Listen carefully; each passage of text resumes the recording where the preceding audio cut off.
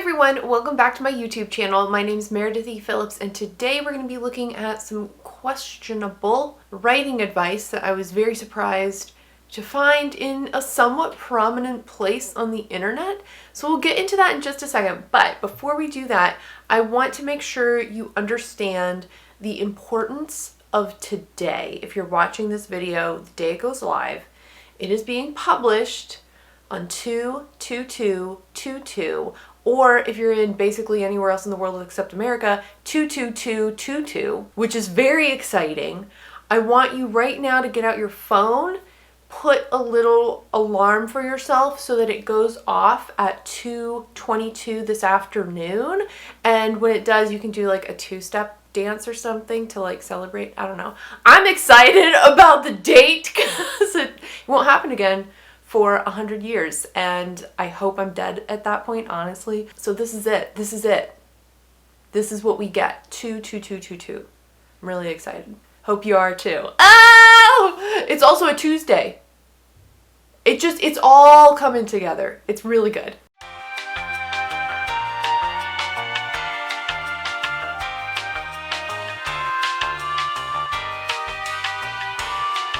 So anyway, let's get on to the questionable writing advice. I came across this article or page on the Grammarly website. I don't use Grammarly. I get their ads all the time when I'm watching YouTube videos, but I've never used Grammarly. I don't feel like I need Grammarly. That sounds like a brag. It's not really. I think Grammarly is meant for people who struggle with grammar and constructing like intelligible sentences and things like that. I feel like my basic grammar skills are pretty solid, so I don't feel like that's a program for me. I'm sure it's good for a whole lot of people, but I was surprised to find this article on their website. It's titled 30 Writing Tips to Make Writing Easier. And let me just read you the little intro paragraph just so that it's very clear what this is supposed to be and who it's supposed to be for. It says, every day you write, whether it's a college paper, blog post, work document, email, or social media update. Your writing represents who you are personally and professionally, so it's worth it to hone your skills. Here are 30 writing tips to help you communicate better in text. So this is for any sort of writing. It's not necessarily novel or creative writing endeavors. It can be, there's tips that are really specific for like business emails and things like that. I'm looking at just the first 7 pieces of advice because these first 7 seem like they're more directed at creative writing endeavors, and I don't agree with a lot of them. Or I think they're things that are like, yes, but with a big caveat, you know? And the way they're written up, I don't feel goes into enough detail to make clear what exactly they're talking about. Now, if you are clicking on this type of an article, I would imagine that most of the time you're either a new writer or a maybe intermediate writer, somebody who's looking for ways to improve their writing. And so with the idea that maybe new writers are clicking on this, I feel like some of this advice could be potentially harmful in their thinking about writing. So let's go ahead. I'm going to go through these one by one and just sort of share my thoughts about them and ways that I think maybe the article needs to be expanded a little bit to be a little more clear as to what's being said. Let me know in the comments your thoughts on these, if you think I'm way off the mark or if you think these are good pieces of advice, or just let me know what you think. So the first piece of advice on this list is setting a writing goal. It says maybe you want to write a certain number of words per day or upgrade your vocabulary. You can't reach a goal unless you have one, so write that goal down and work toward it. I think if you had shown me this 6 months ago, a year ago, I would have been like, oh yeah, absolutely, that's a great piece of advice. And I do think to a certain extent, obviously, I do goal setting videos on my channel. Like, goal setting is good in general. I think it can be definitely beneficial when it comes to your creative writing. However, last year especially, I learned a really valuable lesson when it came to setting goals that have to do with writing. And if you watched my, I think it was in my end of the year wrap up in like my goals, 2022 goals video, it is really hard to set a writing goal when you don't know how the process is going to go for you. What I found last year, I had made it a goal to write my second draft of my current work in progress, do a third draft, and potentially get beta reader feedback on it. That was not going to happen, but I didn't know that at the beginning of the year. At the beginning of the year when I set that goal, I thought it was a solid goal. I thought it was a decent thing to work toward. I wasn't quite sure if I would get to the beta reader feedback, but I was 100% certain I was absolutely going to finish the second draft. In a whole year, I can't finish one draft of a book. Like, not gonna happen. It didn't happen though. And the reason it didn't happen, I cover in that other video, so I'll link that below if you want to go check it out. But basically what happened is I'd never written a second draft before. I'd never re-outlined a book before. And the process of doing that took way longer than I was ever expecting. And I'd never done it before, so I didn't know. So if you're a new writer starting your very first draft or your very first outline or your very first, toe in the water of writing, you are not going to have any idea how long it's going to take you to do different things within the writing process. You're not even going to know if you like writing outlines or don't want to do an outline. You're not going to have any concept of how long it takes you to do a first draft. You're not going to even have a really good idea for a while about how long it takes you to write, say, 1,000 words or 2,000 words. You're not going to have any idea how long your project will end up being. A lot of people who've been writing for a while will have an idea in their head about how long their first draft is going to be. So a lot of writers, if you're writing an adult fantasy novel, your first draft could be 100,000 words or even longer. For me, I know my first drafts tend to be around 60,000, but I know that because I've been doing this for several years now. But to tell a first-time writer, set a writing goal for yourself, that's kind of hard to know what's realistic. And you really don't want to set a goal that's completely unrealistic and never going to happen, because then of course you're going to get discouraged when you don't hit it, and that can really turn you off to writing altogether. Agree, writing goals are good. However, I think this one needed to be expanded a little more to include some of those caveats. The second piece of advice is to write in the morning. For many people, writing comes easier right after a good night's sleep. Grammarly's research also shows early birds make fewer writing mistakes. I'd be interested to know what this research is. I wouldn't doubt it necessarily, but they don't link to anything in the article, so it's kind of annoying. But generally, I would agree with this. I think writing in the morning can be a great way to kind of get up, do your writing, and kind of have it done for the day. I like when I can get up and do writing immediately. I do find that I get a lot of work done.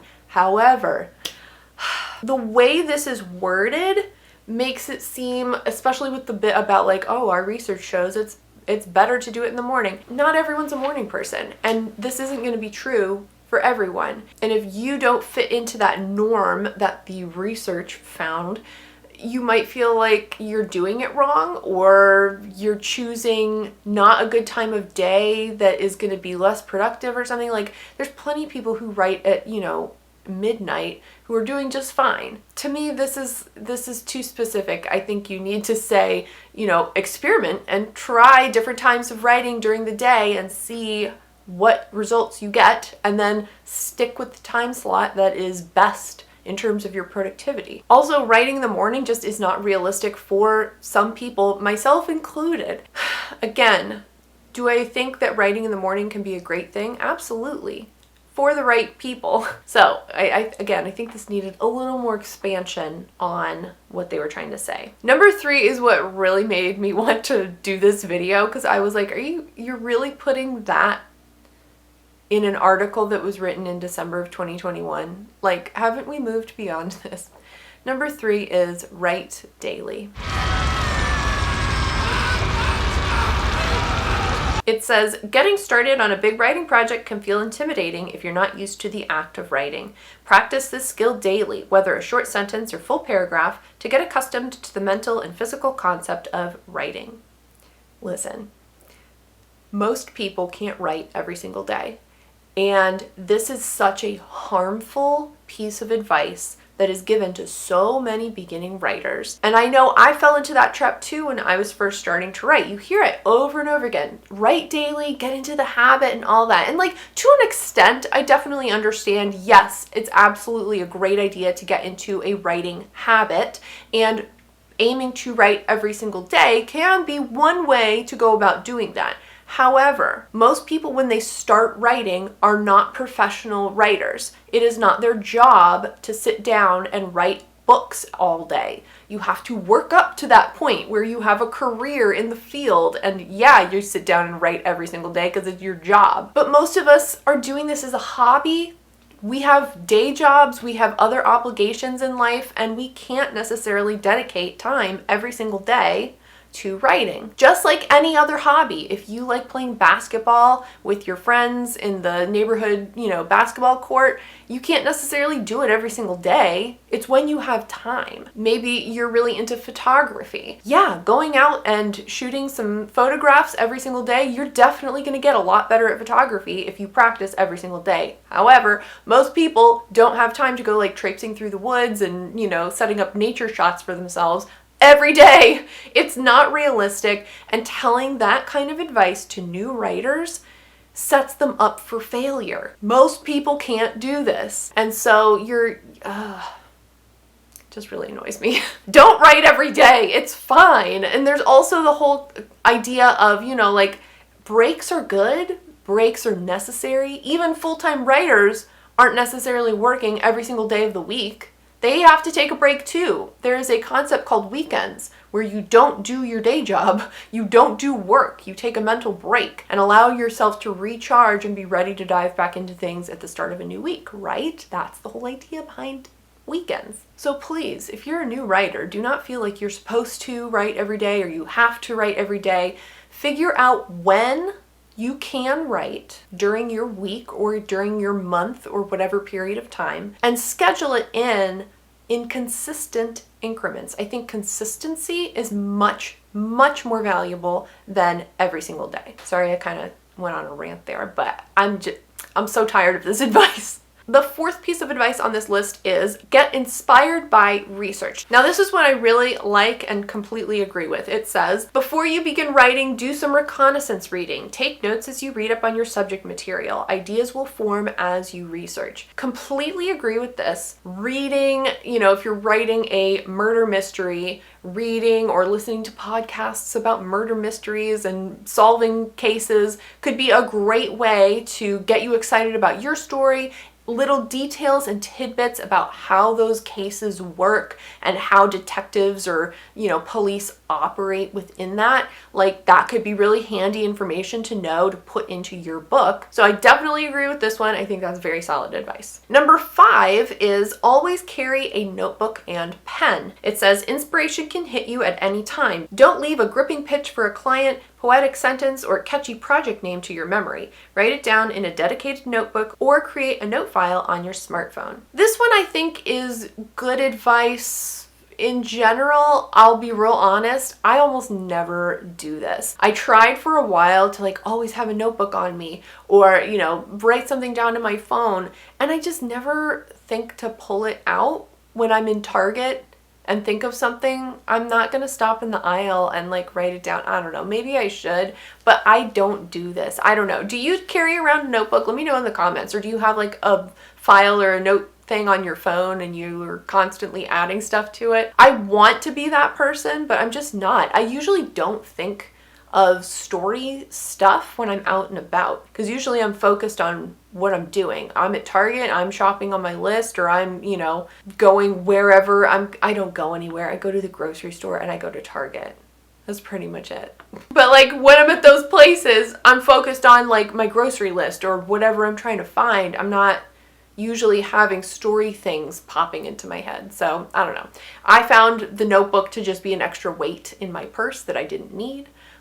It's good advice though, certainly try it out. It might not work for you, but hey, that's fine. Number 6 is experiment with writing prompts. One of the best writing tips for aspiring writers is using a prompt. You can find endless writing prompts online that are suited for all types of genres. Pick one that stimulates your imagination and encourages you to get creative. I think this one is maybe the best piece of advice on this whole list. Writing prompts can be really fun. They can be a great jumping off point for getting you started with a writing idea. And they're a nice way to sort of practice writing without it being super serious or feeling like, oh, this is going to be part of my book. It has to be perfect. It's just a writing prompt. you can kind of do whatever. I'm not huge on writing prompts. I have done them in the past, but it tends to be something that I don't think to do a whole lot. But it's good, definitely good advice, I think, for beginners, or really anyone can do them. But especially for beginners, it can be a nice way to get your creative juices flowing. The final piece of advice on this list is number 7, which is simply outline. If you often find yourself rambling on without a clear structure, start with an outline. So, outlines. Is outlining maybe the biggest controversial thing to talk about on AuthorTube? I feel like there's such a hard divide between people who outline and people who do not outline or don't like completely follow an outline. And I have a lot of thoughts on outlines. I used to be a pantser. I slowly moved into hardcore outliner, which I still would consider myself pretty hardcore. But if you watched this video that I made last year, I learned a really valuable lesson about outlining and using outlines or templates to help you while you're trying to create your story. And that is, an outline is a tool. It's not meant to be a template. You're not meant to use it as this rigid structure that cannot be changed, or if you change it, your book is going to be crap. Like, that's not what an outline method is supposed to be. It's supposed to be a tool. You can manipulate it for your own purposes. You're not necessarily supposed to follow it beat by beat. So when you tell a beginning writer to outline, I think framing it in that kind of way, here's a tool to help you. Don't follow it to a T, but generally this is how a story should go. That's fine. And telling people, certainly, like, experiment, try using an outline, try making an outline for yourself. That's definitely a great piece of advice. But making an outline a necessary part of the process, I don't agree with. There are a ton of people here on AuthorTube and elsewhere who don't outline, and they're doing just fine for themselves. So there's a lot you can say about the outlining subject. Overall, I think giving somebody the piece of advice to try one, great idea, definitely give it a try, but it's not necessarily going to work for everybody. So those were the 7 pieces of advice from this article I wanted to chat about. The rest of the advice tends to be more like, here's how to write a business email or things like that, which, obviously are not really related to the type of writing we tend to talk about on AuthorTube. I'll link to the article below so you can go check it out if you like. In conclusion, I think the best piece of writing advice that you could give to a beginning writer is not all writing advice applies to everybody. Take it or leave it. It's fine. You can do whatever you want. Learn some of the rules, break the rules, follow the rules to a T.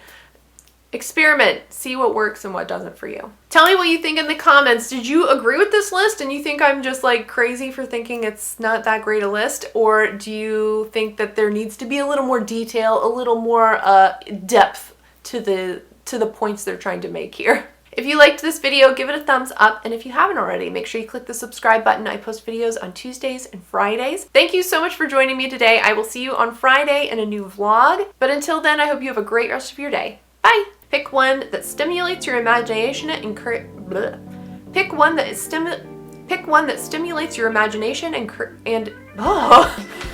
Pick one that